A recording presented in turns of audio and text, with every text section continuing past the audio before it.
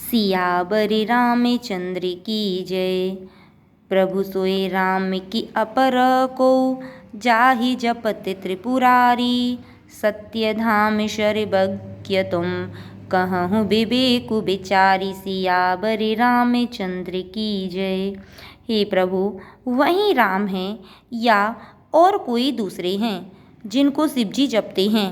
आप सत्य के धाम हैं और सब कुछ जानते हैं, ज्ञान विचार कर कहिए।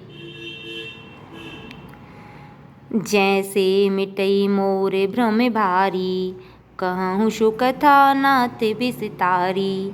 जागवल के बोले मुस्काई, तुम ही विदित रघुपति प्रभुताई। हे नाथ, जिस प्रकार से मेरा यह भारी भ्रम मिट जाए, आप वही कथा विस्तार पूर्वक कहिए। इस पर याज्ञवल्क्य जी मुस्कराकर बोले, श्री रघुनाथ जी की प्रभुता को तुम जानते हो? राम भगत तुम मन क्रम बानी, चतुराई तुम्हारी मई जानी। चाहूँ सुनई राम गुण गोड़ा, कीनहु प्रश्न मनहु अति मूढ़ा। तुम मन वचन और कर्म से श्री राम जी के भक्त हो, तुम्हारी चतुराई को मैं जान गया। तुम श्री राम जी के रहस्यमय गुणों को सुनना चाहते हो, इसी से तुमने ऐसा प्रश्न किया है, मानो बड़े ही मूढ़ हो। तात सुनहु सादर मनु लाई, कहूँ राम कई कथा सुहाई। महामोह महिषेषु विशाला, राम कथा कालिका कराला।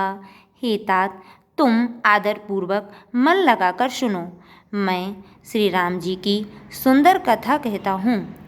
बड़ा भारी अज्ञान विशाल महिषासुर है और श्री राम जी की कथा उसे नष्ट कर देने वाली भयंकर काली जी है। राम कथा शशि किरण समाना, संत चकोर करहि जेहि पाना। ऐसे ही संशय कीन भवानी, महादेव तब कहा बखानी। श्री राम जी की कथा चंद्रमा की किरणों की समान है, जिसे संत रूपी चकोर सदा पान करते हैं।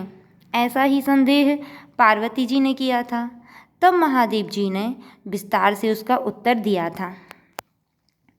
कहूँ सुमति अनुहारी अब, उमा शंभु संवाद।